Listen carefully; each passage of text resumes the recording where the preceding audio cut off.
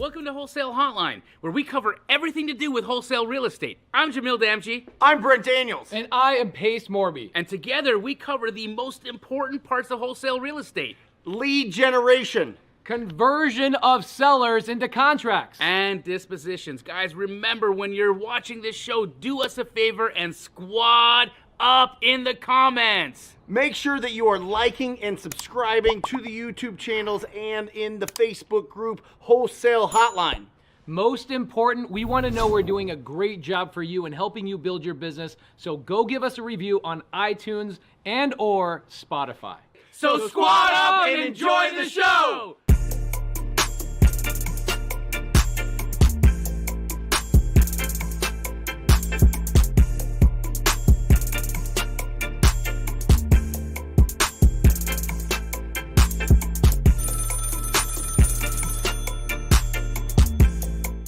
Welcome to Wholesale Hotline number 203. What's correct? I am Brent Daniels. Jamil Damji. Pace Morby. And we are ready to rock and roll. Jamil, I was just telling you before the show, locked up 2 triplexes, squished together. Yep. 6plex. Who should I sell that to? I mean, What's the right buyer for a multifamily wholesale deal? there's a number of options. Okay. So they're in disrepair. They're lived in. Okay. Would they pass an FHA inspection or any vacant? I don't know. Okay. Let me find out. Okay, here, 2 things why I say. Yep. Okay, if you have at least one, are they squished together? Are they on 2 parcels, 1 parcel? 2 parcels. Okay, so each unit needs to have 1 vacant. If one of them has at least 1 vacant, you could sell 1 to an investor, and you could sell the one that has a vacancy, if it would pass an inspection, to an FHA buyer who wants to house hack it. Got it. And then that way you just put that B right on the MLS. You would have to close on one. You'd have to close on it to sell it to a conventional buyer. It depends. I've been a part of a wholesale transaction that closed with a conventional buyer. I never thought it never thought it was possible. Did the bank just mess up? No, they looked at it. They understood what was going on and they funded it. It was bro. Well, I don't want to mislead. Okay, it's very difficult to do. And when the student came and told me this is what they were doing, I was like, "You're out of your flipping mind. That's not how it works. It will never work." Right. And it did. Yeah. Months later, they came and they were like, "Look at my wire." I was like, "How did you do it?" So I can get the rundown in the 411 on how that all took place, but it happened. Well, explain why conventional banks won't conventional do VA, FHA always look at chain of title and they want to understand the seller, and that has to match. So seller's name on the contract and the title or the deed have to match. If it doesn't match, then they're like, "Why is this not matching?" And then there's a whole barrage of questions. And then they're like, "Well, we can't do a deal or fund a deal that's not direct to the owner," and beep, beep, pop, pop, pop, boo, all those things. But I have now, just anecdotally, I haven't verified, but I have one testimonial that it is possible. Well, I heard from a local bank, they did it. Like a small local bank in the middle of the country funded a wholesale deal, but it was they just didn't have as many overlays as like some of the bigger banks. Sure, so I think they keep their loans. Yep. So I just wonder if it's something when they sell the loans out, if there's some sort of stipulation there that it's possible. You know what I mean? It's possible. That's a great question and likely the reason why. But the other part is the underwriters at these larger banks, they're robots, bro. They're automatons. Yep. Right. And so they're like, cannot compute, seller name, tax and record name, don't match, incomplete, kickback. Right. That's what they do because they just don't get it. Yeah. Right. So you could be working with a conventional bank that has a person who gets to make decisions that actually has a brain. Yeah. And then they can understand how to process the information that they're being told. And then they can look at the contracts and verify it's real, understood. That's what's happening. Got it. What a wonderful way to make money. Isn't that weird though? Because like they're going to get appraisals. Yeah.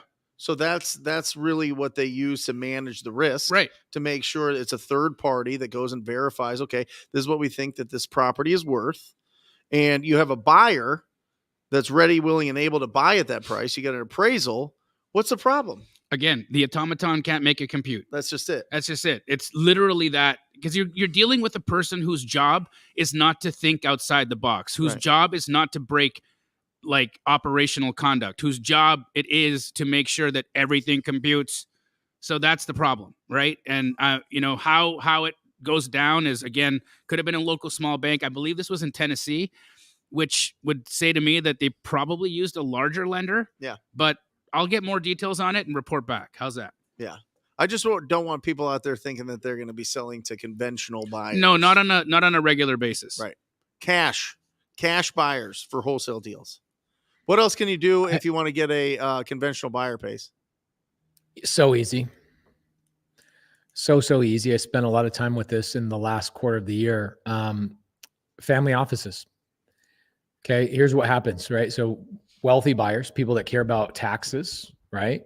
They get emails from their family offices. They get emails from their financial advisors at the last quarter of the year, last 2 quarters of the year, saying, you got to buy real estate. You got to buy real estate. You got to buy real estate. You got to buy real estate. These guys don't even care if the things cash flow, because let me tell you guys something. This might hurt some people's feelings that are just starting out. Cash flow is for children. Okay. Tax benefits are for graduates of the game. Just so you know, nobody cares about cash flow that's a graduate of the game. They care about the future of appreciation and the tax benefits. So wealthy people don't pay taxes. How do they not pay taxes? They buy duplexes, triplexes, quadplexes, whatever it is. So for example, I could give you the name of my family office. The name of my family office is dowealth.com. You could go to them. They have 200 clients, just like me, 200 clients and you, and they will interface you with real estate deals and go, hey, we got this deal. Guess what? Do Wealth makes no money. They're not incentivized. They're not trying to wholesale a wholesale deal. They're just excited to interface their clients that are not real estate investors. Brent, me, and maybe 2 other clients are real estate people there. There's 196 other people that make a ton of active income that are looking for depreciation, not for cash flow. They're looking for depreciation, okay? So you go to a family office, there's a little over 5,000 of them in the United States. You go to a family office, that's the best cash buyer you'll ever have. They will pay retail for a deal. They'll pay over for a deal because their clients are not sitting there going, I need to quit my job next month from my cash flow. Their clients are saying, I don't want to pay my money to the IRS. I'd rather give my money to a sixplex that Brent Daniels just locked up. It's most of the planning, right? Pace is tax planning. Yeah. Is there a specific time pace of the year that's more advantageous to send a deal to a family office versus another time of the year? Last quarter of the year. Yep.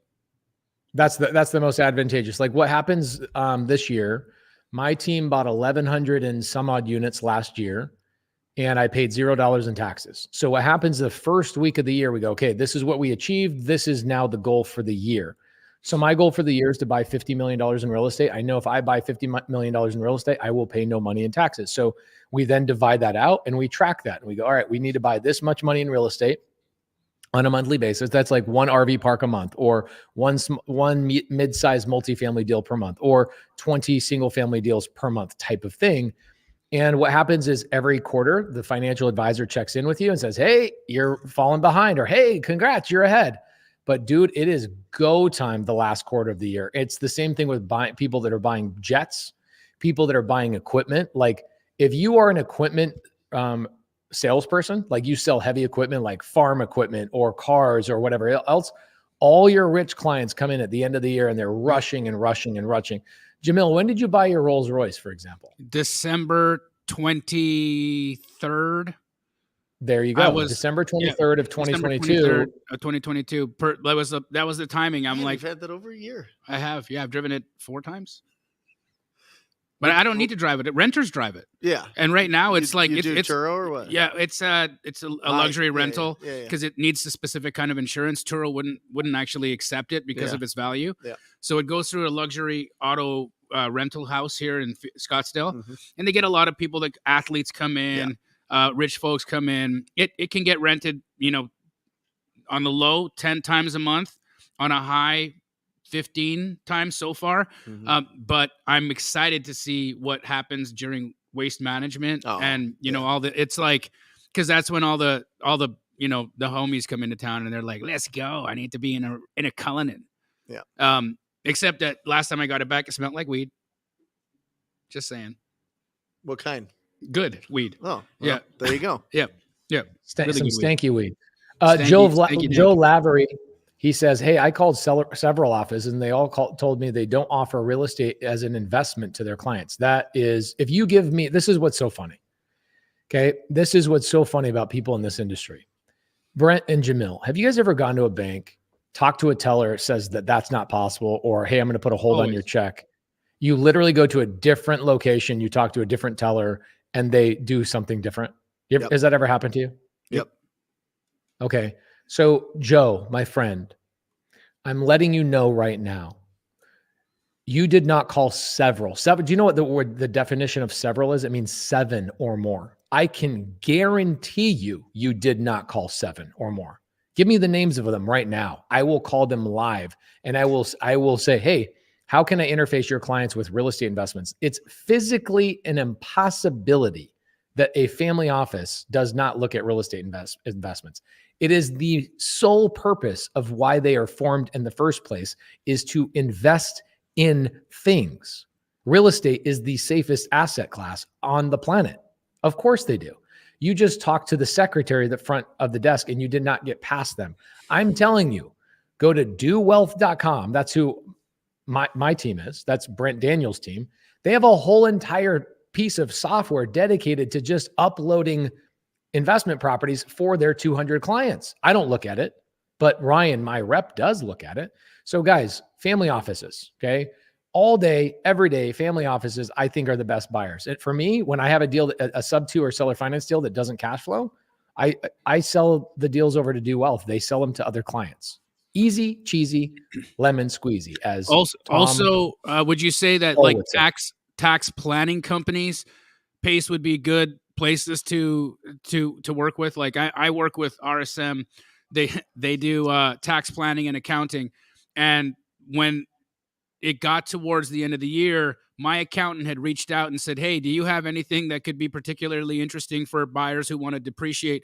That just may be because I have that close relationship with the accountant there and the strategist, but I'm not sure if that's something that a tax strategy company could be in addition to the family offices as a lead source.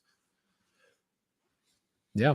I like all of that. The thing too, you have to understand, guys, is you need to talk to somebody on the team that actually makes the decision. If you can't get past the secretary, it's the same thing when I was working with probate attorneys. When I was working with probate attorneys, I never took the secretary. This is what happened. I'll give you guys a little bit of a creative hack. Okay. You gotta be creative, guys. So I'm in the back of my house. This is back in like 2017, 2016. Back in my house, I'm pulling weeds. It's Saturday morning. I'm listening to a podcast and they kept saying something like, bring value, bring value, bring value. I'm like, I hate ambiguity. I don't love when people just say synergy, get better, do better, champ. Like, give me something, actionable. Take action. And they kept saying, take action. Don't be a little bee. Yeah, basically. So I am listening to this podcast and they said, bring value, bring value, bring value. And at the time I was really trying to work probate leads. So what I was thinking is I was like, all right, how do I bring value to a probate client, somebody who had just inherited a property from mom and dad that just passed away? Maybe they have siblings that are squabbling over this property, what have you. And then I had this epiphany. I was like, dude, I don't want to call the sellers. I kept calling the sellers. I kept calling the what's the person, the personal representative of the estate. Yeah. I kept calling the fiduciaries. I kept calling all these people. It wasn't until I called the probate attorneys directly. I had this thought as I'm pulling weeds. I go, oh my gosh, I know exactly what to do. I kept getting turned down from people like sellers and fiduciaries and blah, blah, blah, all that kind of stuff. So I had this thought where I said, I'm going to call probate attorneys on Monday. And I will call them on Monday. I just Googled it. You guys can Google it in your own town. Say probate attorneys in your town, right? In North Dakota, you guys don't even have probate attorneys because nobody lives there. In Arizona, we have like 600 of them in Maricopa County. Just in Maricopa County, you have 600 probate attorneys just in our little county. Okay, so I call the first person. His name is Ryan. I get the secretary blocks me and she's like, no, that's not really something that we do. And I go, okay, I got to go back to the drawing board. I got to get creative. So this is what I did. I called her back up and I said, hey, I'd like to call for a consultation. I'm a probate services company. And what I do is it doesn't really matter. I just need some consultation from the attorney about my probate services thing. Can you put me on the calendar and charge me for an hour of his time to come down and sit down? She's like, absolutely. Now, the newbie that's sitting here listening is like, oh my gosh, Pace is paying for an attorney. I don't want to do anything. I want to download free contracts and get everything for free. And I want to call agents because that's free too. I want to do everything for free. Just hang with me. I just hang with me. This did not cost me any money, has never cost me any money. So I go down there. I sit down with Ryan. This is the first attorney I ever did a deal with, directly with an attorney. And I said, hey, my name is Pace. I have a probate services company where everything your clients need, locksmiths, painters, pet relocation services, estate like inventory services. I listed out 18 things that probate attorneys are constantly dealing with. You guys don't know this. Well, you obviously, Brent and Jamil, you guys know this, but probate attorneys are basically babysitters and referral givers. They give referrals to these families that are losing, like okay, they're going to refer the agent, a painter, a trash out company. There's 18 things that they are constantly referring out to the family that's going through probate, and they're trying to provide value to that family. Do you think a probate attorney, that's the best use of their time, to be referring out painters and dealing with contractors and all that kind of stuff? No. So I tell this to Ryan, I go, I'm a one-stop shop. If you ever have a client, send them my way. I will prove to you, I will bring so much value to you. He's like, really? Like everything? You'll do everything? I go, yeah. Tell me what I'm missing out of my list of services. And he gave me like 5 ideas. And I'm like, wow, this is amazing. I go, do you have any? He goes, I love this. This is so great. Like, when are you ready to go? I'm ready to go right now. Okay. So Ryan says, let's do it. Let's do business together. I said, do you have any clients for me? He goes, no, I don't have any clients for you. I go, no problem. Just let me know when you have a client for me. Next day, guess what I'm doing? I'm still pulling the same weeds. I haven't even finished pulling all the damn weeds in my backyard. I'm on like the second half of the thing, and I get a call from Ryan. It's Saturday. Ring, ring, ring. Blocked phone number. I pick up the phone. Hello. Hey, Pace, it's Ryan. Ryan who? Ryan, the attorney. You met with me yesterday. I go, oh, okay. Well, what's going on? Dude, I got a client that needs a locksmith right now. What's the normal nationality for locksmiths? Do you guys know? Jewish, so not open on Saturday. Boom. Okay. So Ryan calls me up and he goes, dude, my locksmith is not open today. And I told one of my clients, same with barbers, that I had already rekeyed their house and they are now driving down. Guys, you don't know this, but probate attorneys are like dealing with rekeying houses and referring locksmiths and painters and pet relocation companies and trash out companies. You don't know this, but they do. So Ryan goes, do you have a locksmith that will do this? I go, yes, I do. I didn't. So what did I do? I went down to Home Depot. I bought some freaking Defiant locks and I went down to the house and I drilled out the mother freaking locks because I'm a mother freaking gangster and I'm not going to take no for an answer. I go down there, re-drill out the locks. And as I'm finishing up, I'm about to call Ryan and just say, hey, just want to let you know I'm done. The keys are ready to go. The client pulls up to the house. Okay. The client pulls up to the house. And I said, hey, I'm the locksmith. And they go, oh, he said he rekeyed this last week. I go, I know. I told him I did rekey the house last week. I failed to do it. I'm so sorry, but at least it's done. Here you go. They're like, wow, okay, cool. I walk around the house with them. I make sure they're all good. Hey, what are you guys planning on doing at the house? Long story short, I buy the house. I wholesale it that day, so you know, to Jamil Damji. I made $39,000. Jamil made $5,000. This is like 2017, 18. And I get a call from Ryan on Sunday, pissed off. I'm like, oh my gosh, Ryan, I'm so sorry. I ended up buying the house. He goes, no, I'm not mad about that. I'm mad. Why did you take the blame for being the locksmith? You weren't my locksmith a week ago. You didn't fail me. I failed. And I go, because that's what business partners do, man. I want to be your business partner. I took the blame. I want to make you look good. He's like, you will have my business for as long as I live. Guys, that came from a secretary saying we don't do that. That came from me like hearing you figure it out. You get creative. Stop being a knucklehead and coming up with stupid excuses. Figure it the F out. Out of 3 probate attorneys, one of them has been on our show multiple times, by the way, Rylas Dana. That's another deal that Jamil and I made like $100,000 with 1 year each. Rylas Dana's been on the show multiple times. Okay. Giancarlo, another probate attorney I've done hundreds of deals with. I only had 3 probate attorneys and on average made $500,000 a year from them referring clients to me. Now, most of the time, they weren't calling me for the paint or the estate services. And when they did, I just referred it out to somebody else and I wasn't involved. Guys, there's no reason you should ever go, oh, I ran into a little bit of a brick wall or a little bit of a hiccup, and let that be your answer that you ever type with your fingers. Don't ever tell me the barricade or the problem that you ran into. Tell me the creative measures you took to get over it. That's what I want to hear. When you say I made a couple of calls and I heard no, Brent, how many times do I have to call a seller and to get a deal? How many phone calls I have to make? You have to talk to 200. You have to speak to 200, not make 200 Correct. phone calls. You have to speak to 200. Is that correct? 200 strangers, 199 of them will not do business with you, but 1 will. It's a 0.5% success rate. But Jamil, how many agents? If you're averaging 50 conversations a day, you're following up with the new and the old agents that you're talking to, I'd say in roughly 90 days after 8 to 13 touches and follow-ups per agent, you can carve out a 3 to 5 deal a month wholesale business like that. But that's the tough part, right?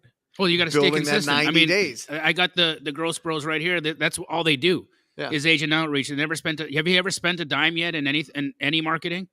Oh, how many deals do you do per month on average? On the low end, 2, and on the high end? Highest last year was 8. 8 deals. On average per month? 8 a month is the highest. Okay, so your average is somewhere about 4, let's call it 4 a month. Okay, and what's your average deal size? I did that time this past year was average was 14.8. About $15,000 bucks. 15,000. So 15,000 times 4, 60 what does grand. that mean? $60,000. Broke.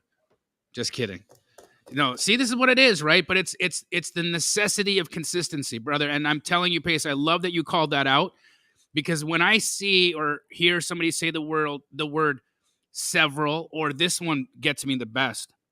Every time I call a realtor, I get or this happens.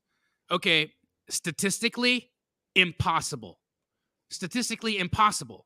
If you're keeping up with your metrics and you're actually holding yourself accountable to the minimum metrics necessary to do business, then statistically what you're saying right now is an absolute lie. And when you call them out, they're like, yeah, I called 2. Okay, so I get it. Then every time makes sense. But don't come here and say after minimal effort, that you actually have a report. You don't. The report actually is, I don't like doing work. Let's just come on and say, hey, I don't like doing work, so every time I don't do work, nothing happens. That's the truth. That's the truth. Yeah, and then you got 18-year-olds, 19-year-olds, 20-year-olds going bananas, calling, being fearless, having the courage, and closing deals. And it's like, what is happening? Yeah. This is crazy. This is bananas. If you speak to enough people that their situation's ugly or the property's ugly, you cannot lose. You won't lose.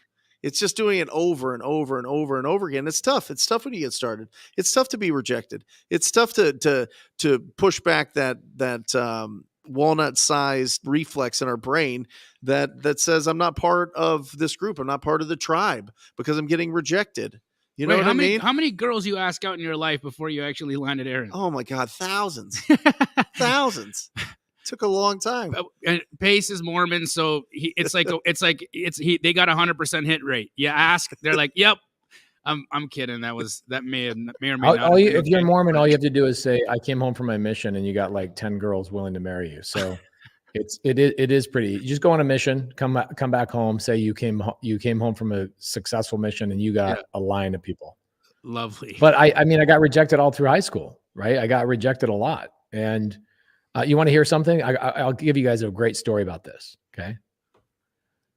I have this car. It's a black Ford Taurus. I paid $500 for it because my parents didn't give me money. I'm so grateful they didn't. I'm grateful my parents taught me to love work.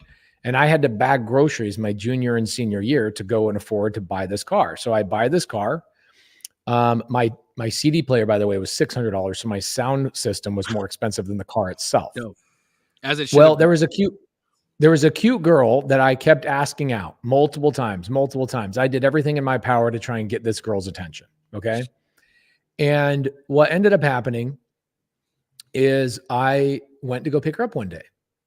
And I knew her, right? And I've been to her house 100 times, and her mom knew me. So her mom says, "Yeah, no problem. She's downstairs. I know she's like dressed. I think she might just be putting makeup on. Go down and like say that you're here," right? So I go downstairs. I walk into her room and I overhear a conversation. She's talking to another girl, one of my other friends. And she says, "Yeah, Pace is great and all, but that car he's driving is such a piece of shit. I'm embarrassed for him to even pick me up in it." In that moment, 16, 17-year-old me, I had to swallow my pride, and I literally turned around and I walked out the house. And what I did is I said, I'm going to go a different route. I'm going to find a girl that will be so proud of this car and driving around with me. And this might sound petty, but call me Tom Petty because I'm petty AF. So what I did is I found a girl that would go on a date with me, and man, we had a freaking blast. I would drive up and down our little high school strip in this car, and I would blare my music and have a great time. Next thing you know, this girl, like 2 weeks later, comes to me, the one that rejected me and talked shit about me behind my back about my car. And she said, "Hey, whatever happened about the date? It didn't work out. I know. And you ended up getting sick and da, da, da, da, da, da, da." And I said, "Oh, I would hate to pick you up in my car. It's such a piece of shit." And here's the thing. Here's my thought. I didn't take her no for an answer. I went and found the next thing. I found something that was more fun. And that girl that I ended up convincing to cruise around with me in my little Ford Taurus, that girl and I ended up dating for a whole year. And I was like, why did I even care about the other girl who's criticizing me? Just move freaking on. Oh my gosh. If somebody says no to you, just expect that it wasn't meant to be and move on to the next thing. Move on to the next thing.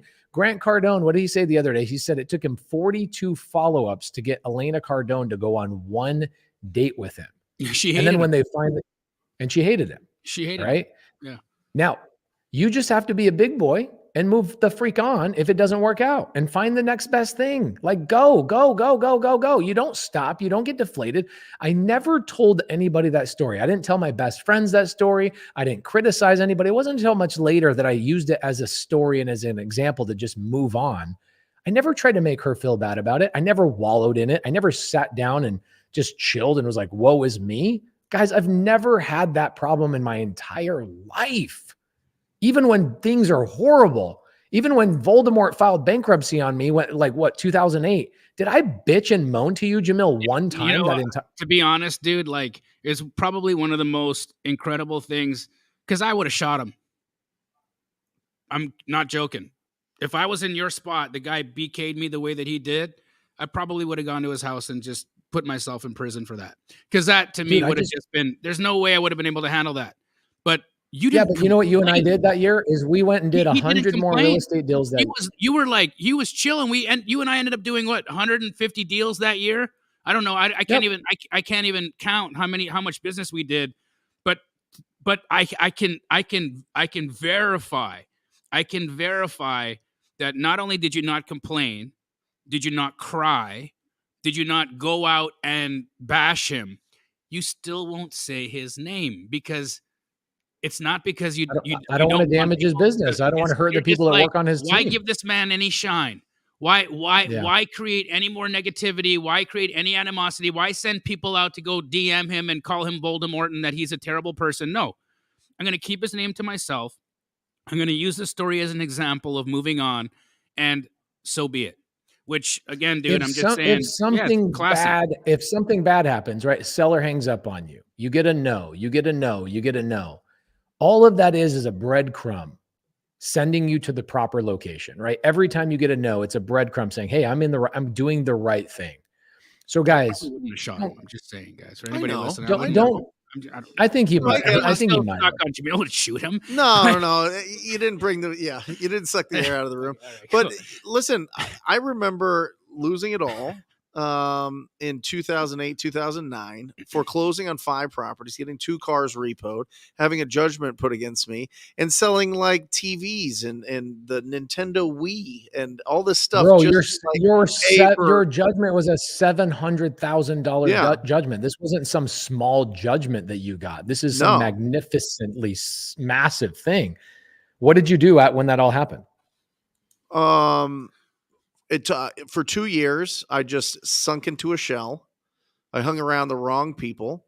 I made enough money to hang out at a bar downtown and have try to ignore the mistakes that I made. And then I found out that I was going to have Seamus, my 12-year-old. And I was like, well, it's time to get to work. And so I just started door knocking. I started going out and knocking on doors and seeing if anybody would sell their property. And I will tell you this with all certainty, talking to strangers, cold calling, getting rejected is so much better than being broke. Yeah. So much better than being broke. Being broke is awful. And I just knew that if I talked to enough people, opportunity would come around. Yeah. I knew if I built up skills to go and talk to as many strangers as possible about their properties, I would win. And I crawled my way out of it. Yeah, because the alternative was broke. That's it. Yeah. Yeah. So what bad are you choosing? Right. Are you choosing the bad that keeps you stuck there? Or the bad that gives you a launch pad into a different situation? I couldn't even get a job. My credit, they run credit to get a job. You know what I mean? Like I couldn't, I had to use this thing and these things and go out and find opportunities. And that's what I did. And then it just starts building and building and building and building. And then all of a sudden you're paying for attorneys, you're paying off debts, you're living in a better place. You don't drive that terrible car that's beat up and hailstorm damage and all these things. And then you pull yourself out. And then all of a sudden you get a little bit of breathing room, and then you just go bananas. You start recruiting great talent to be around you. And then all of a sudden you're here with, the 2 most famous people in real estate investing, and you get to do a show with them every Monday. I mean, it's a crazy life. None of that happens if I didn't go out and knock on doors. None of that happens if I didn't pick up the phone from 9 to noon for 5 straight years and talk to 45,000 property owners. It doesn't happen. You know what I mean? 100%. But everything is on the other side of that conversation. Everything is, one door knock can change your life.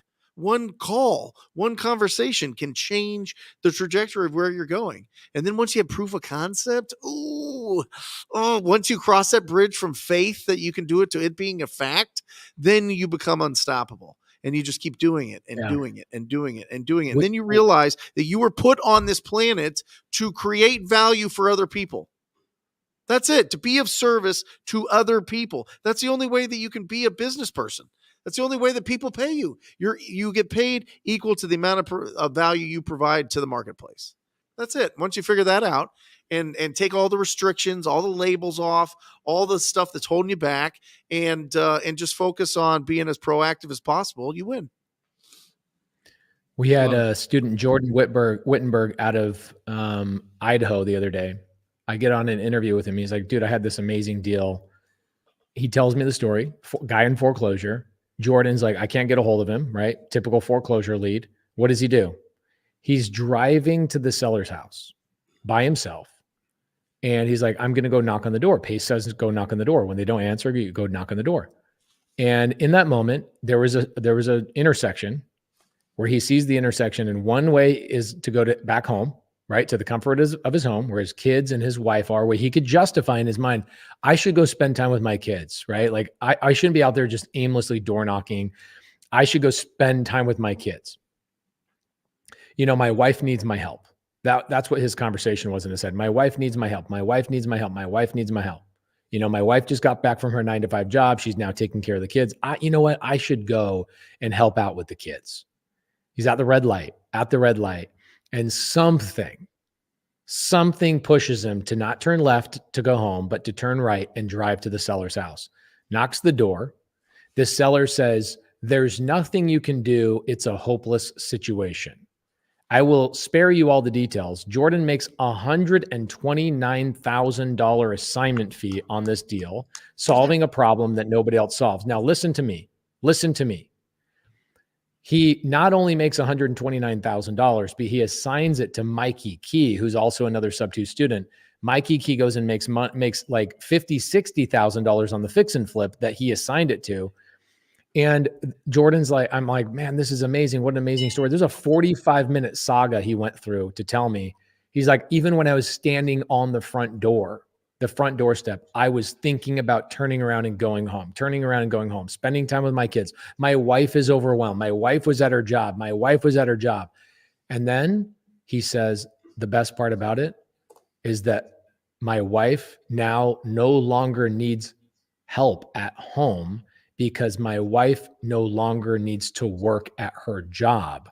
I made enough money on one deal to buy my wife 2 years of not having to go to work off of one deal. So when you guys have this excuse and all this stuff, and you say, oh, I should be doing this and I should be spending time with my wife and kids. Guys, your wife, your spouse, your whoever, your kids, they need you to get your ass out there and knock the damn door. Help the seller make some money and retire them so they can spend all day long with the kids. Let's go. 130 grand plus another 50 some odd grand. That's $185,000 in profits, in families' blessings, in opportunities, in time bought back of non-refundable life minutes, that had he listened to the little dummy voice in his head, and sorry, I don't know you, sir, so I'm not calling you a dummy, but I am calling the voice in your head that said, go home, a dummy. Had he listened to that voice is not your intuition. That voice is your comfort. That voice is the addiction to the same life that you're living. Because if you don't get or do something different, there's no chance that your life can be different. If he had made a left turn and gone home, if he had made that turn, his life doesn't change. But he makes the turn that changes the pattern. He changes the pattern that changes his life. That's how that works. It's one conversation. And to quote the incredible, our friend, Dolph DeRoos, the deal of a lifetime comes around once a week. Yeah. It does. Just depends on how many people you're communicating with, and who your company is communicating with. I mean, how many people do you have on your acquisitions team? I have no idea. Ballpark, maybe 15, 20 people. And how many people do they talk to a day? Hundreds and hundreds and hundreds and hundreds and hundreds and hundreds and hundreds and hundreds and hundreds and hundreds and hundreds. And you add it all up, it's thousands. Lots of hundreds. Lots of thousands. Yeah. Yeah. Every day. Yeah. Every single day. Every day. And they do cartwheels up and down the office because they're happy. Yeah. Because they have an opportunity. How does Keegley win? You can't lose. You can't lose. No, you can't. You can't lose, because at the end of the day, this is always going to be a business based on outreach, on conversations, on talking to people. Are they going on appointments? No. None of my people go on appointments. They could just run it from their computer. Everything is done from the office. And their phone. Yeah. They never have to go on an appointment. Ever. Just saying. I do miss going on appointments, to be honest, Brent. All you real estate agents out there, though, that are getting suited and booted every single day. You know what I mean? Getting out and about. They got to pick up their clothes at the dry cleaner. They got to shine their shoes. They got to drive the nice cars. They got to go on all the appointments. And you guys are doing way more income. way more income. Whatever works. At the end of the day, if it's direct to agent, you do everything virtually. Look, I got two folks from the Astro community. These guys never come stateside. They're always Michelle Garabito and her dude Paul Nelson. Yep. These guys, they float around the globe. I am jealous of their life. Like me, multimillionaire, taught them how they do what they do. And I look at their life and I'm like, what am I doing? What did I do wrong? Yep. Why didn't I figure out that I should just get on a jet and F off and live in Spain? I mean, you kind of did that with me last year. That's where you bought that NASA jacket actually at the freaking Smithsonian in Washington, D.C. I was waiting for you to say, Pace was going to buy this for himself. Yeah. And then was like, nah, dog. It's all that's you. That's an Astro jacket. It's such a freaking cool jacket. Yeah, it's so sick. It's great. It's like one of the best made jackets I've ever seen. He bought it straight out of the Smithsonian. Yeah. One thing I want to point out here for a second. Tanisha Epps, or Tanisha Spencer, she just got married. Shout out to her. She's a great leader in the community.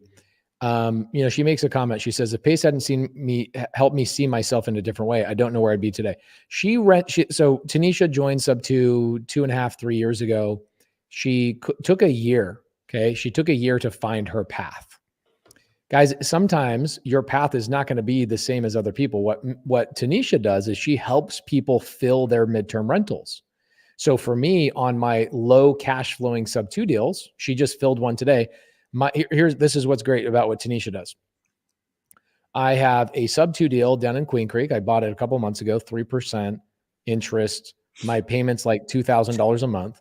Rent rate in that area is like $2,100 a month. So, after CapEx and management, I'm losing money, right? Yep.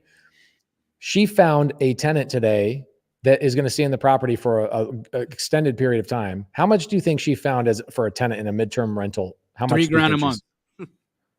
Try again. Give me some more than that. Higher? Yes. $4,000 a month. $7,200 a month. Wow. $7,200 a month in Queen Creek, right? Because what are midterm rentals? Midterm rentals are there to help insurance clients when somebody has a renovation going on from a flood and they go stay in my house for 6 months. And the insurance company's like, oh, can you furnish it? Can you do this? She's not even she did it without it being furnished at $7,200 a month. So guys, understand that there's people in the side chat today, okay? Astro students, TTP students, Sub2 students, Gators, people that are out there that have different paths that can empower you. I saw somebody else in the side chat today going, hey, if I got a Sub2 deal that doesn't cash flow, what's a good exit strategy for me? Here you go. You've got people that have the answers in the side chat. You got the Garabitos, right? The Garabitos have learned from Jamil. They're traveling around the world. These are people that will empower you and help you out. You guys should be doing deals with each other in the side chat. So another person I just saw a couple minutes ago says, how do I talk to Brent and Jamil and Pace? Do they read the chat? Yes, we do read the chat.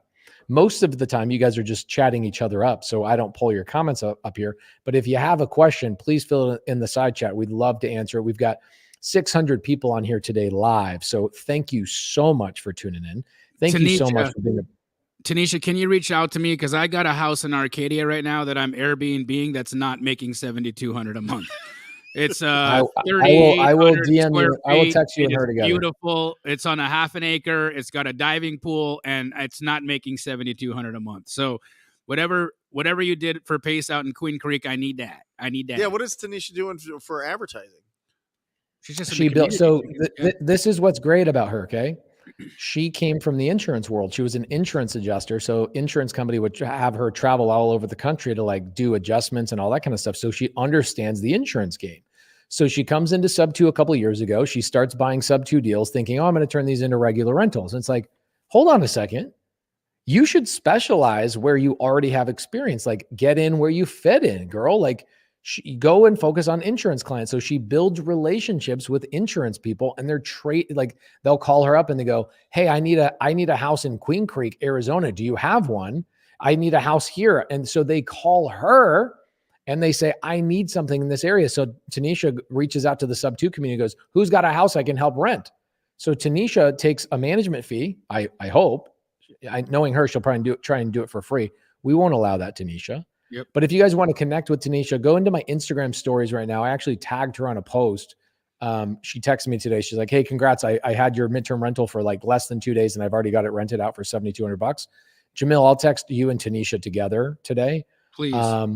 She just said in the side chat, she says, I did one for a student last month that's $11,000 a month.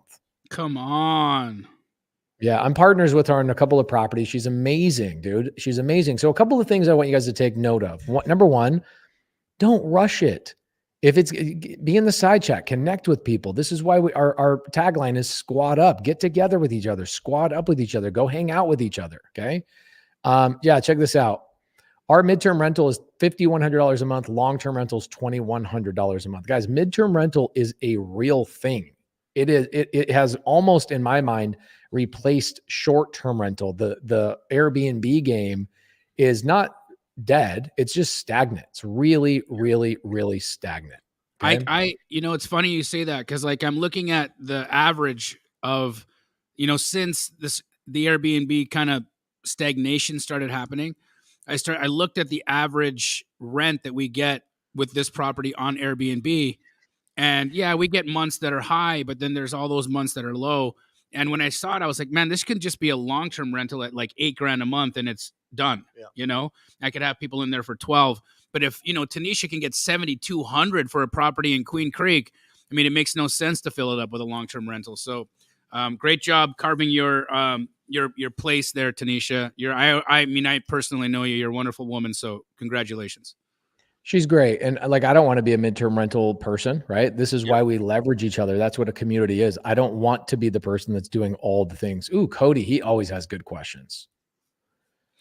He says, question for the three of you. Why are agents so abrasive with working with wholesalers? And are agents feeling the pinch of the market climate and the lawsuit with National Association of Realtors? Jamil, you could probably speak to this first. Yeah. So, Cody, it's again, I think one of those things of volume. Not all agents are going to be abrasive in working with wholesalers. You've got to watch the way that you approach. I'm not telling you to ever not be transparent. And if you're asked, are you going to wholesale this? Of course, if your only exit strategy is wholesale, let them know. But you should consider yourself a real estate investor before you consider yourself a wholesaler. Wholesale is an exit strategy, meaning if you're evaluating a deal, when you're looking at a deal, are you evaluating it for a potential buy and hold? Could you be evaluating it for a potential fix and flip? Could you potentially wholesale it to a deal partner or a funding partner? Yeah. That's why I put in my contracts the following language. Buyer is an LLC in the business of buying and selling real estate for a profit. Buyer may decide to fix and flip, buy and hold, all horse or wholesale contract at buyer's sole discretion. That's it. Mic drop. I've disclosed it all. I've said it all. I'm an investor when I'm on the phone with an agent. All is disclosed in my contract. There is no problem. Now, with respect to if you're one of those that you're saying, hey, I'm asked if I'm a wholesaler and I can't or don't want to do any of the other things that Jamil just mentioned, the strategies, then okay, you can very well have an abrasive conversation, or you can explain the value that you add or move on to the next agent. Regardless of it, it's not every agent that's going to be abrasive. The next thing I want you to know, if you use transactional funding, you are the buyer. You're the buyer. So you can completely negate the entire idea of wholesaling because it's not wholesaling. It's buying, closing, selling, closing. That's it. You're not assigning anything. So you are the actual buyer. And if you want transactional funding, go to flipcashtoday.com and I'll fund your deal. Okay, that makes you a legitimate buyer. So just turn that little limit in your head off. It's not necessary. Don't let agents be abrasive to you. You're on the buy side. You're on the buy side, meaning you're the guy who can write the check now. I just told you I got your money. You can write the check. So that's a thing. Second, on the NAR thing, nothing's happened. If nothing has happened there, so no, they're not feeling that. But are they feeling the pinch of a very hard market in 2023? Yeah, they are. But that's not contributing to the grouchiness. Okay, what's contributing to the grouchiness? Probably the fact that they woke up today and maybe one of their dogs puked on the carpet. Maybe the fact that their husband was out late last night and there was makeup on his collar. I don't know. Whatever's going on in their life is why they're being grouchy. It has nothing to do with you. You're talking about human beings with moods. They don't know you. They don't care. They pick up the phone. They're in the mood. You got them on the wrong day. Bad mood. It's all good. Call them back. Next day, they don't even remember they were a jerk to you the day before. You know how many times I've done that? Called an agent. They're being kind of a butthole. No problem. I diarize the call for a week later. Call back. It's rainbows and unicorns. They don't even remember talking to me a week before and that they were rude to me. So again, this is statistically impossible. You are not going to be treated abrasively by every agent. It's going to happen. Well, I blame you. Why? And I'll tell you why. Why? Because people take your training. Yeah. And then you tell them, yeah, you got to talk to a lot of people. Yeah. You got to go through a lot of conversations. You got to build real relationships with these agents. Right. You got to use this type of paperwork, this type of language, and it's a lot of these steps, but it makes you rock solid. People will take your message, water it down, say you don't even need to do any of that stuff. Buy this thing that sends this stuff, that does this automatic offer that doesn't have any, you don't even have to talk to any agents, and sends it out there.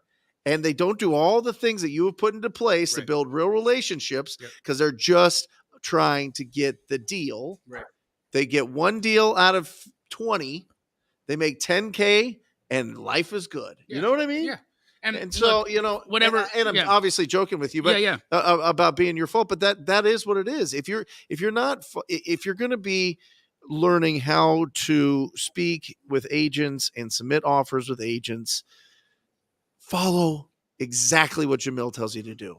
Exactly. There's a cadence. It's a tennis match, right? And at the end of the day, there is a presentation to it. 100%. You can't just go out there and improv dance your way through some, ultimate contest. Can somebody please make an? You know what I mean? Can someone please make an interpretive dance video about agent outreach? Oh my gosh! If it's good, I'll pay you $1,000 and I'll put it on my channels. But that's what it feels like. It feels like just going and trying to. I need this. Trying right to get it right. Yeah. Trying to get it done. So follow if you're going to learn that. Right? You guys learn from it. It works. It works. You guys can build a solid, predictable business doing that. But the people that are just going out there and submitting offers to agents and backing out on these offers give everybody a bad name with agents. Or they just like pepper spray, or they just pepper an agent with an offer. There's no conversation. There's no rapport building. There's no comps. There's nothing. It's just a low offer. It's just an email with a low offer attached. Hey, offer attached. Hey, agent, offer attached. And they look at that number and they're like, no way in heck am I going to call my client and go to bat for you on this number without any justification or idea how I'm going to even present this story. Here's another one. They're not going to do it. Here's another one. There's literally people training people out there that go, if you submit these offers, the hedge funds will buy them all. People are still training on that? Of course. Listen. Wow. Listen, there's a lot of training out there where it's like, people don't want to do the hard work. So just sell them what they want to hear. And you want to hear the most scammy training I've heard recently. Yeah. Somebody's out there charging $100,000. It was like 25 people. They charged $100,000 for a done for you wholesale business. Yep. And it's like a lifelong thing. They're like, oh, it's lifelong. We'll basically run the whole thing for you. They haven't even had a phone call in 6 months since they all signed up. There's no course. There's no education. There's no contracts. There's nothing. They send like a video email update once a week of like, hey, we're going to get started on it. Hey, we're going to get started on it. Guys, there's so many freaking scams out there, and they're big names, like big names that you guys see on social media all the time.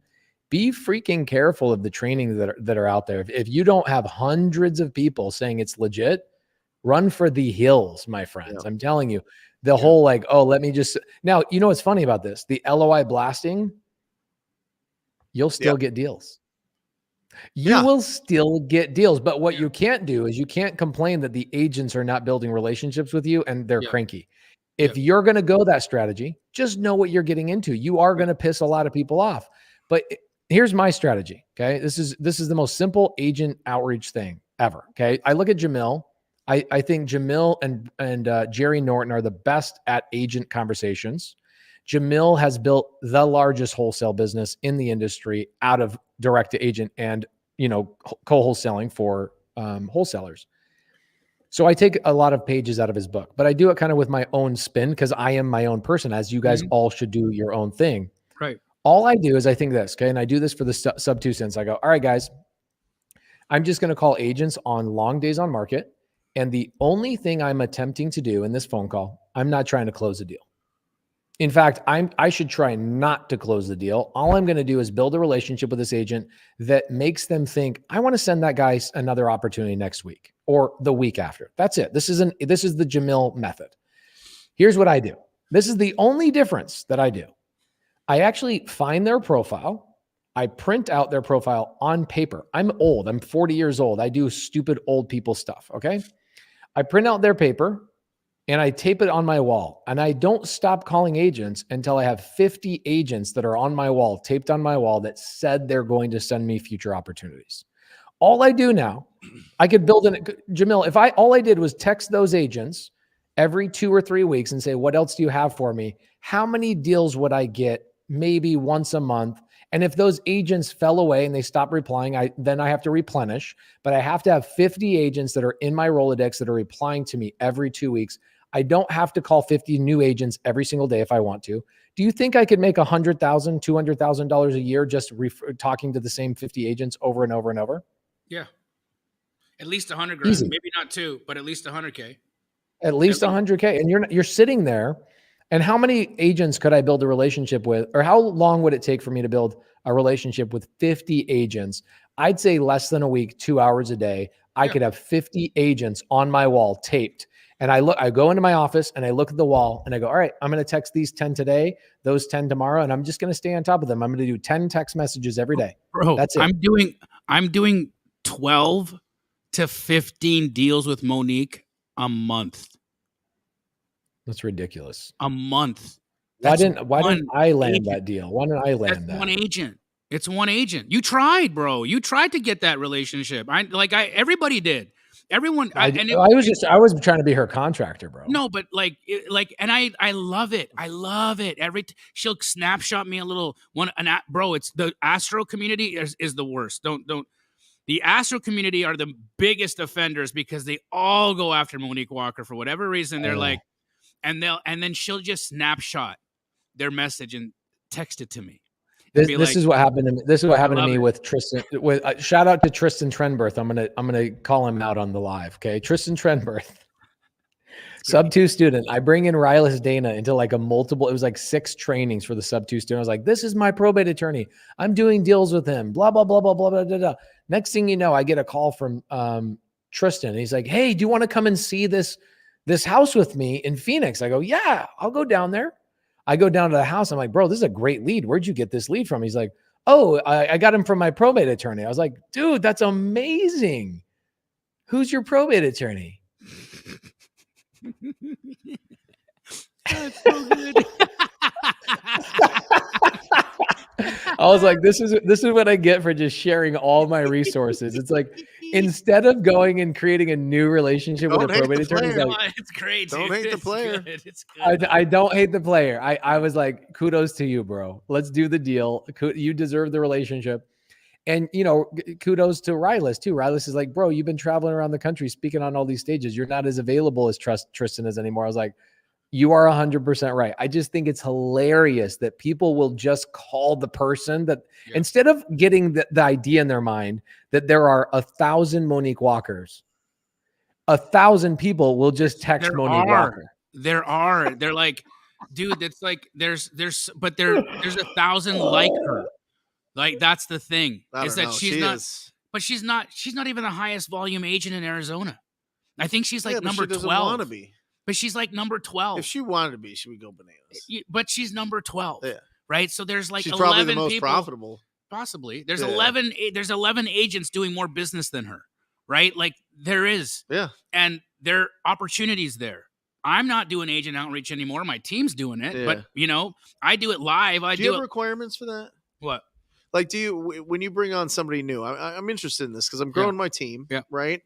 And with my acquisition managers, right now it's 50 to 60 calls a day to lead follow up. Yep.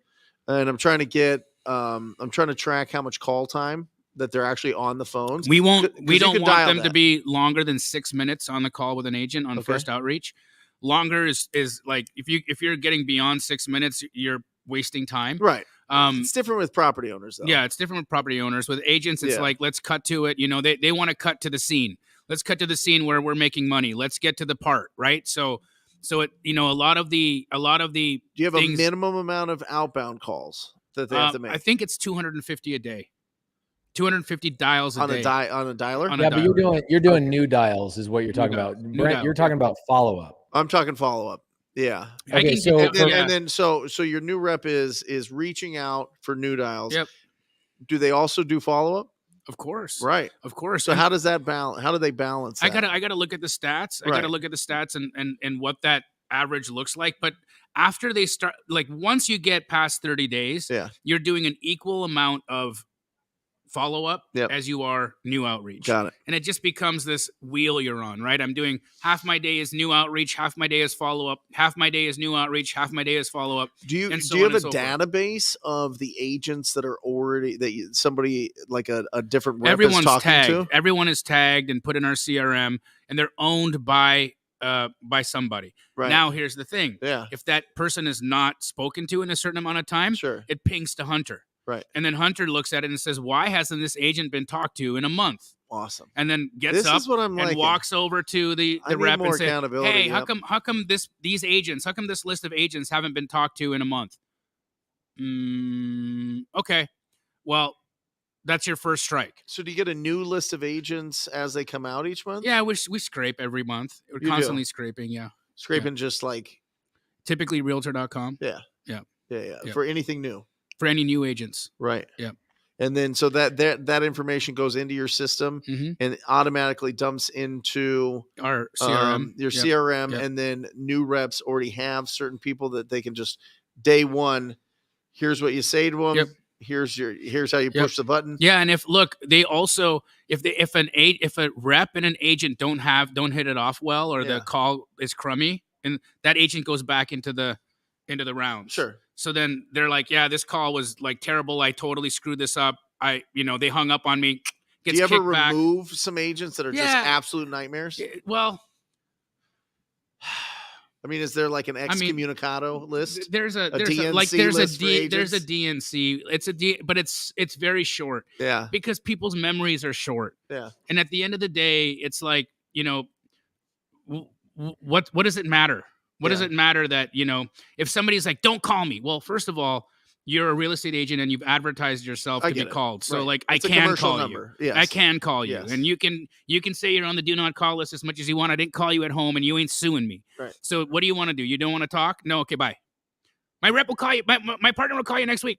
Whatever. Yeah. Right? Just let it go. So when they call up, are they saying, "Hey, listen, I'm looking to buy houses," or are they Yeah. saying, "Listen, I've got an incredible amount of investors that are looking for properties"? Do you No, have any? we are a buyer, Right. right? And so they don't call and say I represent a list of investors. They call and say we are looking to purchase, Right. and it's the truth. It's just like you. Yeah. It's just Yeah. like you Yep. reaching out to us. Yep. Yeah. So they're reaching out. "Hey, I want to buy some properties. What do you have?" Yep. And they're like, "Nothing." I'm looking for something in original you're like- condition or needing a bunch of work before you put it on the MLS. Right. Anything you got right now, I can What's look the at. deal with like pocket listings though? Well, that's what I just described. It's a pocket I know, listing. but they can't do it, right? Of course they can. In Arizona, Of course they can. I thought they had to list it on the market. That Morby says that is a lie. Yeah. That's not true. Are Their you talking broker. Maury Povich? Yeah, of course. That's awesome. Of course. Yeah. Old school. Yeah, old school. Yeah, for the folks that are like millennials here, that's a show, but from back in the day where they strap people up to a lie detector and then Yeah. ask them all kinds of Yeah, questions. it was It was wild. amazing. Anyway, so they call them up. They're building a relationship. "I'm a buyer. Send me your deals." Are Yep. they saying them with Keegley? Are they Yeah. just saying I'm me? No, they sometimes they'll just say their name, and if Right. they ask what company, they'll say Keegley. It is what it is. And they say, "What are you looking for?" Yeah. Or sometimes Looking they're for like, "I original don't have it condition. right now. Yeah. I don't have anything right now." Or they'll say, "Hey, I just got a new listing," and they look at the listing and it's like, no. See, You misheard me. This is completely remodeled. I don't buy that. Right. I need like the floorboards falling in. I I love need it. the roof caving in. I need love that it. kind of deal, you know? Do you have a list of investors to call or other wholesalers to call, or is it course. just agents that you're reaching out to? It's a whole mix. It's wholesalers So you're scraping for wholesalers too. constantly. Yeah. Woo! How about that? And then do you give a base for your reps? They start off on a draw system, Right. but then they move over to commission only. Commission only. Yep. What's the 20%. 20% of the deal. Nice. Yeah. It's fantastic. Yeah. That's really Well, good. you can give 20% because you don't have marketing. Yeah. Right. Yep. Yeah. So really, you just set up the system to put people in front of other people that have ugly houses they want to sell or original condition. Yeah. Right. Yeah. Or needing a tremendous amount of work. Right. What are you guys' thoughts on what Austin Miles has to say? What do you think, Pacer? I've got a lot to say about that. I pulled it. I'm the one that pulled it up. I think it's a great question because I think he's mixing two conversations into one, honestly.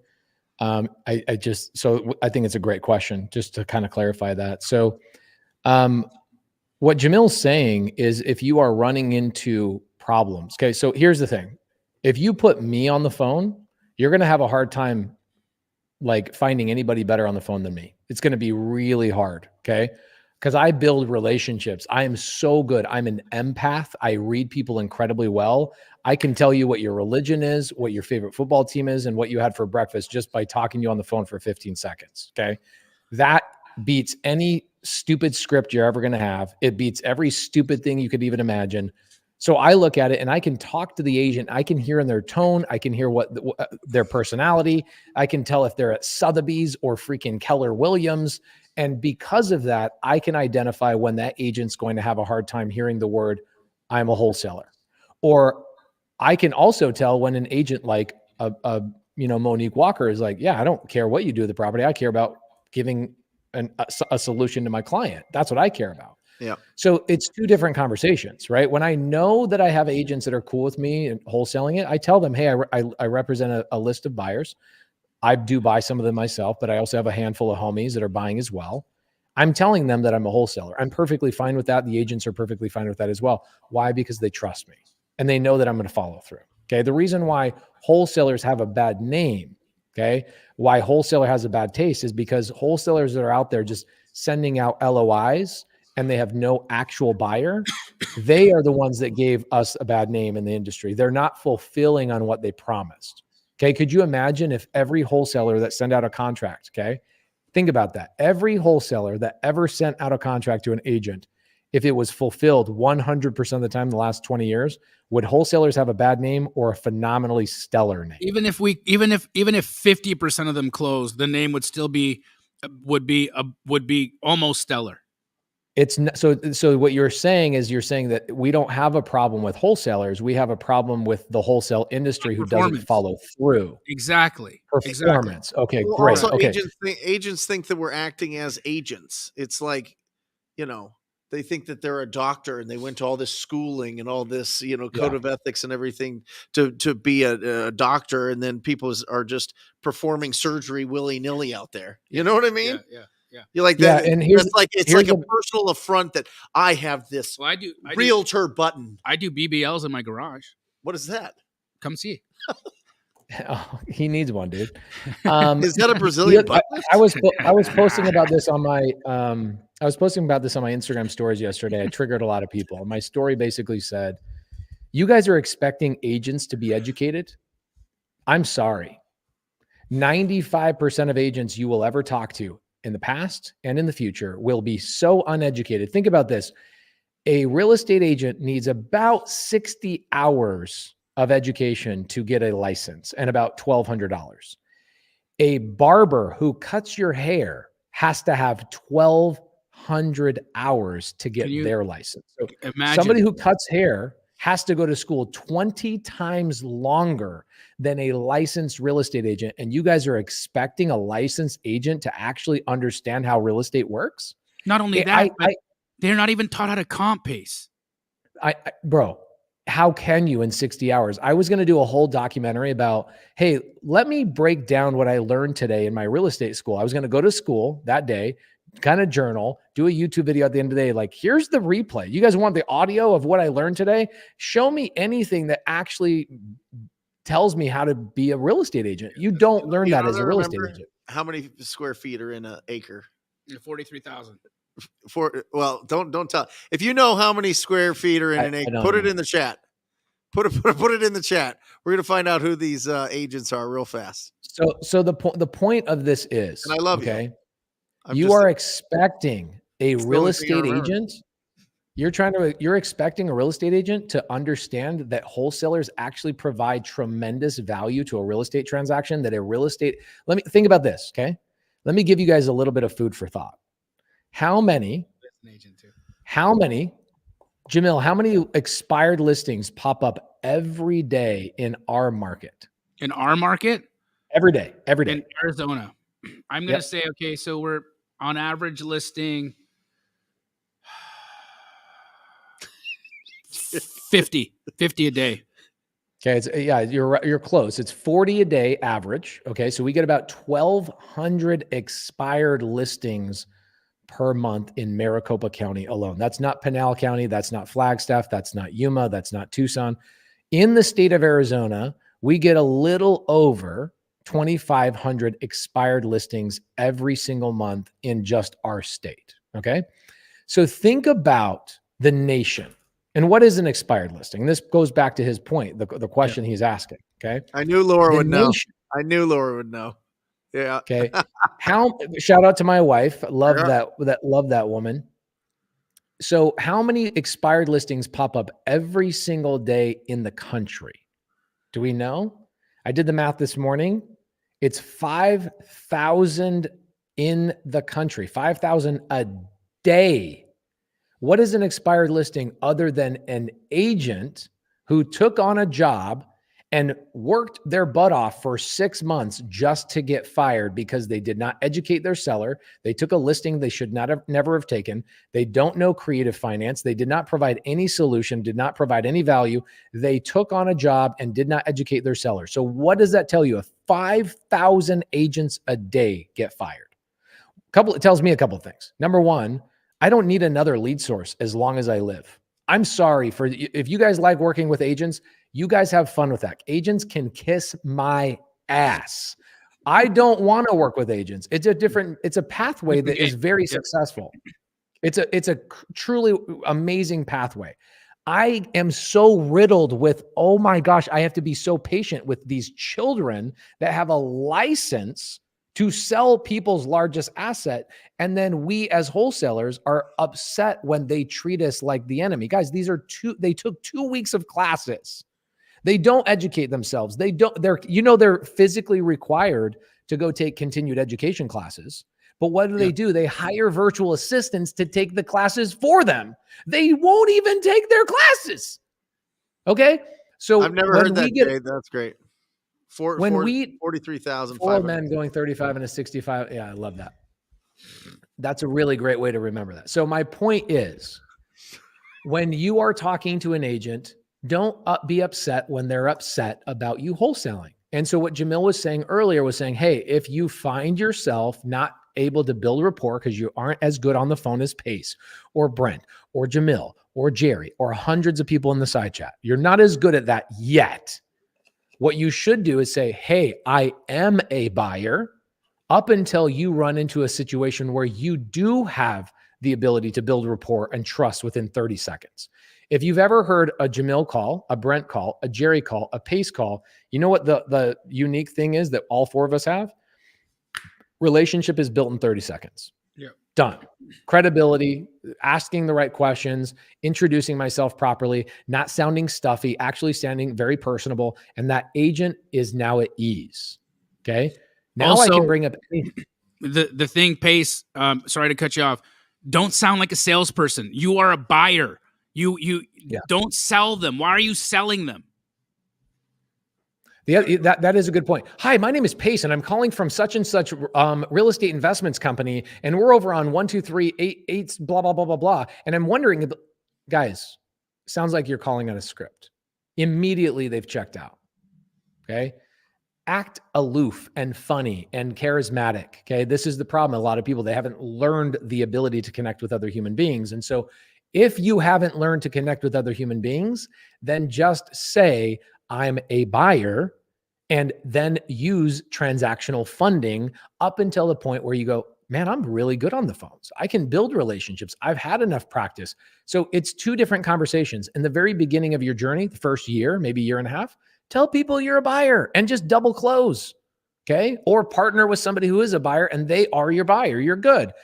When you get to a point, you could do a challenge. Every agent I talk to, if I told the agent, yeah, you know what, I wholesale half the deals I do, kind of just depends on what I have going on that week. I will promise you, and I will bet you $5,000 that I will not run into an agent that will ever tell me. And yes, I'm being cocky because I deserve it. I earned it. I put in the 10 years of hard work. I am being cocky. An agent will never tell me they don't like me wholesaling a deal because I built the rapport properly. So if you're like, shucks, I haven't learned the art of negotiation, then tell them you're a buyer and use transactional funding. It's basically the same strategy, just depends on the phase of the business that you're in. Jamil, what are your thoughts on this? You're 100% right. There's nothing to add to that, bro. It is your training wheels, right? That's exactly what it is. Call yourself an investor, close on the deal, either through a double close or transactional funding. It's going to cost you a little bit more money, but you're in training wheels. You don't got to worry about it. You don't got to worry about the wholesale word. You don't even got to say it. It's never even going to show up on the HUD. It's two completely different transactions. They're irrespective of each other. So be the buyer. And until then, until you've got your bearings and you understand how to go, keep the training wheels on. And when it's time, remove them. The training wheels cost extra, guys. It does cost you a little bit of money. You don't just buy the bike and the training wheels come for free. The training wheels, transactional lending, double closing is going to cost you a little bit. But guess what? You're on the road. You got forward momentum. That's the important part about the transactional lending. Hey, guys, I brought Daniel Quijano on here today because I heard today that Jerry Norton committed to the Closers Octagon to actually compete, not to actually be a judge. What? Yep. Yeah, it was surprising because I reached out asking him about being a judge, and he's like, I kind of want to compete. And I think that when you if you think of OGs in this space, there aren't many people that can measure up to Jerry. So I think it would be fantastic if we can get him committed to that. Tell everybody what the Closers Octagon is and how it differs from the Closers Olympics, and when is this happening, by the way? Yeah, so a lot of you guys. It's not rigged. Sorry. Here's the thing, right? A lot of you guys know I've been in sub 2 3 and some change years now, and I've been doing these competitions inside of the community for a very long time. Brent, you remember, was it about 3 years ago now? You were a judge in one of those internal competitions well before I was a part of the Closers Olympics or anything like that. And shout out to the Closers Olympics. I think they've done a lot for some new people in the industry. But, when I look at this, being in sales as long as I have, coaching sales over 20 years now, I just recognized some opportunities that I wanted to fill. And Pace always was like, dude, we got it. Why don't you just take the competition you've been doing in sub 2 and just make it bigger? So that's what we decided to do. And we did like open tryouts. This particular round, it's just sub 2 students competing. So we had open tryouts. Anybody who wanted to try out could try out last month. This month is round 2. And we're getting the top 8 competitors to get the right scores because the top 8 make it to Arizona where they'll be competing with people. Pace Morby, rumor has it, you were one of the first people to put your name in the hat to show people what you're working with in the sales department. Rumor has it. I don't know. And now it's potentially Pace Morby and Jerry Norton standing on stage demonstrating why they are who they are in this industry. So it's been really exciting. We're doing round 2 right now. We're doing it Monday, Wednesday, or Friday. Main event, February 9th in Arizona live. And we have something like 400 community members flying in for this, by the way. It should be super legit. How do people watch it? That's the question. So obviously, if you're in sub 2, we got the whole thing that's going on, and they're able to watch those things. Who will be streaming that. For everybody else, we're going to actually be doing a live stream thing. Let me see if I can just share the link. Closes Octagon. I'll send this to you guys. I don't know where to send this. I don't know how to spell Octagon. Dan, is this like WWE versus UFC? Like you and Closers Olympics? Is this what we're trying to do? Are we trying to like because WWE is great, right? It's Mhm. great. But we're actually gonna it's real stakes now. So it's not just gonna be RJ again. Are you saying that the WWE is Fake? What is that? Well, it's not fake. Fixed? It's Rigged? The outcome is Oh, the outcome is predetermined. I have no idea. What did I say? And Did you're I say? saying that this is more like what Daniel is Real. talking about is True, honest, actual is it- oops. fighting. Okay, Yeah, okay. got it. Actual competition. Yeah. I don't know if I'm qualified to answer those questions. Those are advanced questions that I have not reached the skill level to Doesn't assess. Daniel the Q mean Daniel the qualified? Sorry, but Rumor has it. Rumor has it. I appreciate you, Jamil. I mean, here's the thing. I want I to hope do that this. doesn't make it into a reel. If it does, tag Elijah. Well, here's where we want to do this different, right? This is where we want to do this differently because I don't know. like 30 minutes to try to lock up an old lady at an ARV that was kind of thrown together. I get it. I get it for the sake of the competition, but that's just not how this business works. So what we want to do day of is every single person has an entire day to make calls, the whole day. And finding enough judges to be able to fill this in is going to be interesting. But the way I'm thinking about doing it is we'll have a judge per person and then they'll rotate. So let's say hypothetically, Jamil, if you were a judge, you'd be spending 30 minutes or an hour watching pace, and then you're going to somebody else, then you're going to somebody else, and everybody's rotating. And then at the end of the day, you guys are accumulating their scores. And they'll get scored not only on what they did in those conversations and on their skill set in deployment, but also in what they're able to do with the deal. And at that point, we'll have actual people there comping deals live. So if a contract gets sent, you're not just going to get graded on the deal that you got sent. You're going to get graded on the likelihood of that deal closing and scored negatively if that's not a real deal. Right. Yeah, is I it mean, gonna be like that is a Brock big part of the Lesnar, Closers where Olympics. he left the WWE and went to UFC. Are you going to invite RJ? I would. So if we invite RJ, what is RJ doing? Is RJ commentating on this thing? Like what role should No, an it's like RJ play? you've got to invite the WWE heavyweight champion to come and fight in the UFC if he wants to maintain holding on to his belt, right? I mean, Interesting. don't you have to? I would imagine. I think he'd love it. I think he'd love it too. I think he'd love it. Yeah. Have you reached out to him? I have not reached out to him yet. I actually told Kihano to not reach out to RJ today. Because it's subto only this time? No, I was just like, this is a different competition. Why not let the person win this competition and then maybe go to RJ and say, hey, this person won this. It's like you don't have RJ compete in this thing. RJ is the top of the heap on the other side. You wait till the person becomes the top of the heap here, and then you go. We have WrestleMania, a battle like royale. AFC versus NFC. Yeah, I get it. Yeah. Okay, There you go. I like what you. I like where you're going with this, We're bro. building this thing up. Yeah, let's get it. Is that So a maybe- TikTok lamp behind you? What's that? Is that a TikTok lamp behind you? It is a TikTok lamp. Are you Somebody on on my TikTok? team sent that People to follow you? They can. I think it's Daniel.theq. I'm probably more active on Instagram, which is this thing right here. Okay. Look at that. There he is, the flipping master himself. I don't know. Here's the thing. It depends on what we're doing, right? I've been, my wife, just so you guys know, she has a secret crush on Jerry Norton's seller, not his seller calls, his agent calls. She loves him. I walk in the house the other day. She's listening to Jerry Norton on the phone with an agent as she's cleaning and doing things around the kitchen. I'm like, dude, come on. Like, give me some credit here. All right. Jerry Norton is one of the best of the best. I still learn from Jerry. In fact, shout out to Jerry this morning. I sent him 4 or 5 voice memos back and forth, like collaborating on an idea. And I'm so grateful to have friends like Brent and Jamil and Jerry. And Jerry, the fact that Jerry's like, yeah, I want to compete. Dan, did Jerry say that he would fly out from Iguana Land to Arizona for this competition, or is he going to do it live?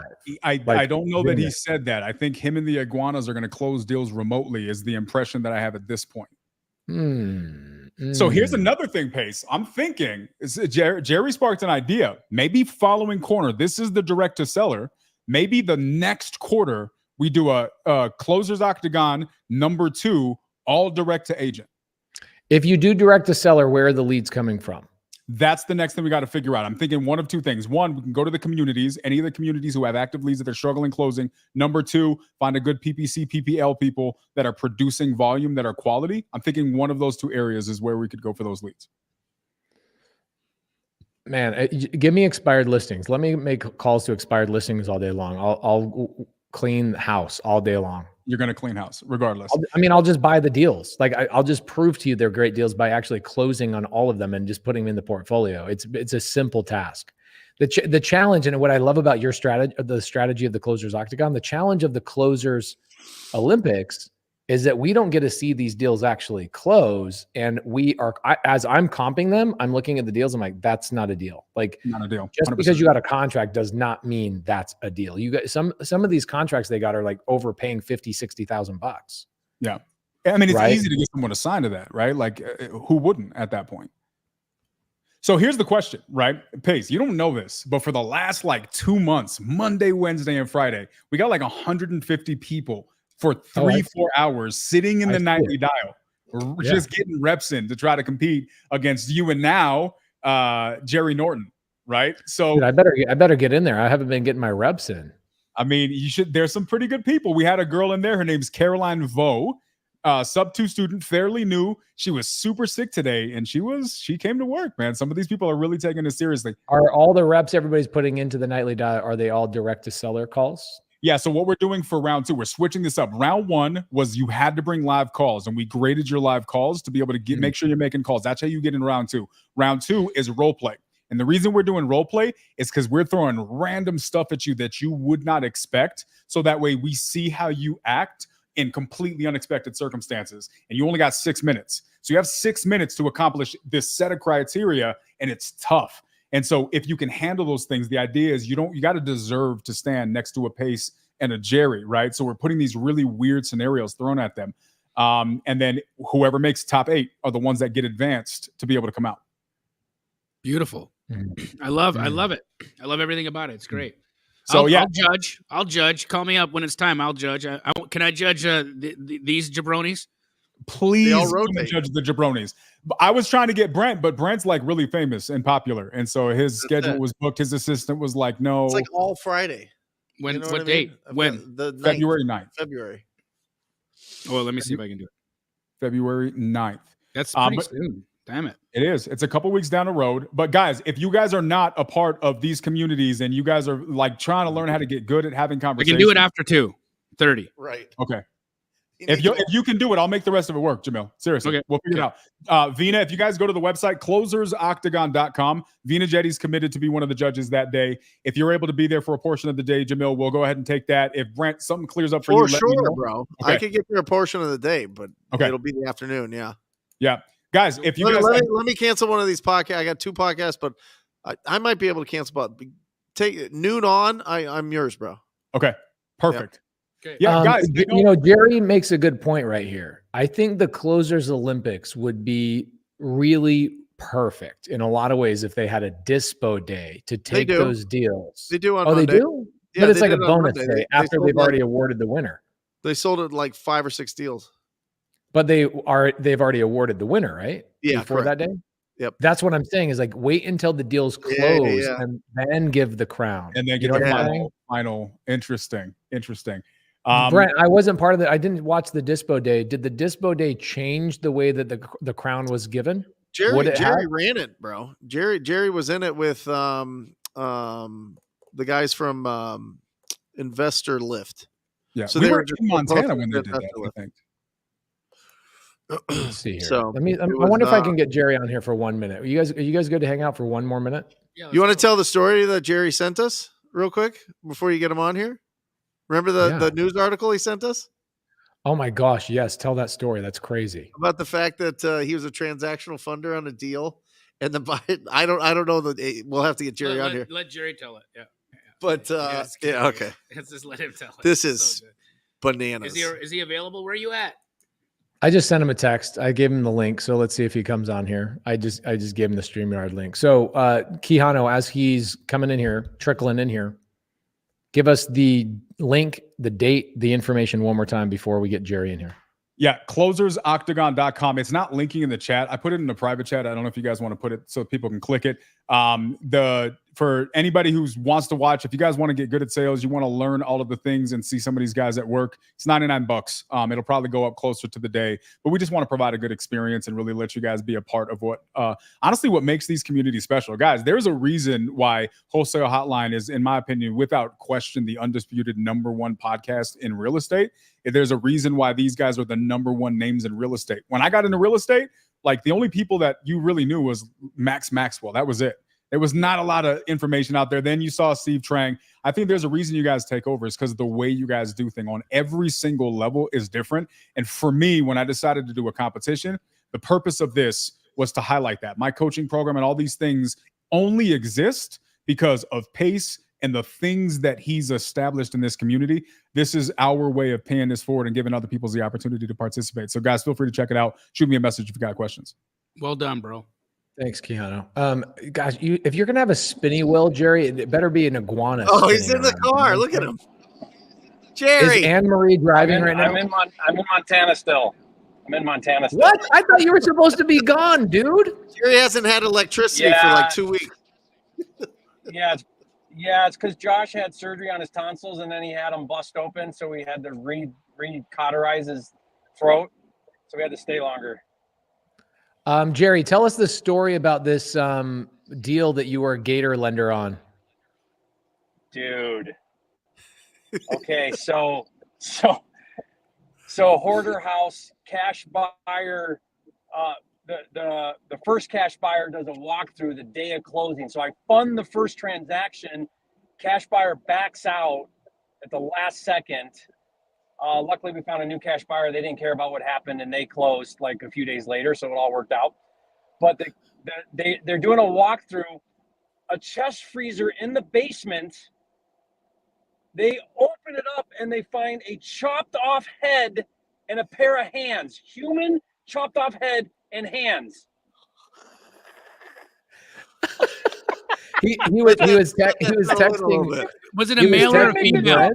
Jerry, male or He female? was texting Brent, Jamil, and me, and he was like, "Guys, should I do a YouTube video about this? If so, what do you think we should name the video?" Can you read all of the titles? Space. They're so good. Yeah, I got a whole. My title was so good. This was my title. My title was "How to Get Ahead in Real Estate." Oh my gosh, dude. Stop while you're ahead. How to cut your competition and stay ahead. The headaches of real estate. Oh my gosh. How to get ahead in real estate. Oh my gosh. So, it's under federal investigation and stuff, right? Obviously. And here's what's nuts. So the seller was a widow living there with her son, and the husband passed in like 2021. Nothing sketchy going on there. So I don't know. I have no idea. I can't That's wait interesting till they figure out who it was. Yeah. Like, but I'm wondering, hey, will you guys head over there with me and give me a hand? Absolutely.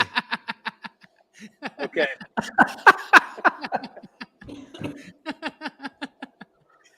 Jerry, is Anne-Marie driving you right now?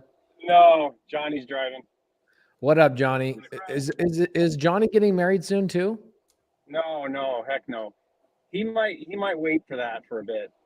Okay, he might be the one Jerry Norton son that actually waits a couple of weeks. Jerry's got his son has got a newly engaged son that got engaged 2-3 weeks ago. Walked out on the frozen lake and said, "Will you marry me?" Wrote it on the frozen lake. Yeah. Ring that bell. You only have 8 more kids until all of your kids are married. Deal. Yeah, one more down. That's right. Jerry, are you going to come and hang out either as a judge or a participant in this thing? Are you going to come in down to Arizona? Are you going to be in? I don't know. I'm waiting for Dan to like sweeten the deal or something. You know, like do I get to hang out with like Jamil and Brent too, and Pace, and do I get to see the baby and Laura? I mean, I don't know. We'd love that. Bring Anne-Marie though. She's cooler than you. I know she is. It would be more fun there, wouldn't it? It would be more fun here. We do have an event space that we rented out for. It would be more fun here if you can make it down here. It'd be a blast. However you want to be participating. But sadly, you got to go check into your island to make sure you put in the dates, right? Yeah, for sure. How long have you owned Puerto Rico, Jerry? I don't own it, but I've been there 3 years. Wow, that flew Well, by. He has been there. Coming on Went this fast. summer, he has been there 3 freaking years. Oh my gosh. 3 years. Yeah. Jerry also, every time he texts me like once a week or so, he's like, "Hey, I got a new build going up right now." Dude, this dude is building like multiple luxury homes out there on the ocean. Are you going to be able to even move away from Puerto Rico in a couple of years? Well, I mean, I want to stay. Emery's not super crazy about it, so I don't know. We'll see. We've met our minimum requirement. You have to be there at least 3 years. So, but I got a lot right next to Pace, so it's very tempting to come back. Yeah, I run by it a couple of times a week, and I give you guys updates on your frozen pipes and all that kind of stuff. It's great. Yeah, Jerry had to go to my Montana house a couple of days ago because my pipes did freeze. It was negative 30 degrees in Kalispell the other day. It's crazy. Yeah. So crazy. Jerry, we freaking Fun love stuff. you, man. Thank you so much for everything you do for the whole community. Thanks, Jerry. Everybody, I got this one is more for you Jerry before you Norton. go. Yep. Real estate investors get head. Nugget solo. Okay, that's it. I'm done. Jerry's like, I'm out. I'm out. Hey, Quijano, we'll see you at the Closers Octagon next week. Actually, is it next week or is it in 2 weeks? 2 weeks, February 9th. So I think it's like 2 and some change. Okay, dope. I'll message you about it later, bro. I appreciate you. Thank you, guys. Thank you so much. Wholesale Hotline 203. You want to take us home, Brent Daniels? Yeah. What? Any events coming on this week? No. Pace. Nope. I'm doing I'm an home. action workshop noon Eastern time till 3:00, making calls, cold calls to property owners personally. It's going to be awesome. Love it. So check Instagram for that. There you go. We love you guys. We'll see you Later. next week. Peace. Later. Or just say squat up. So squat up and enjoy the show. Yeah. Yeah. Okay. 1, 2, 3. So squat up and enjoy the show. What are you doing? I didn't say nothing. Why? I don't know. Okay. So squat up and enjoy the show. Cool. I think we should use the one where Jamil doesn't say anything.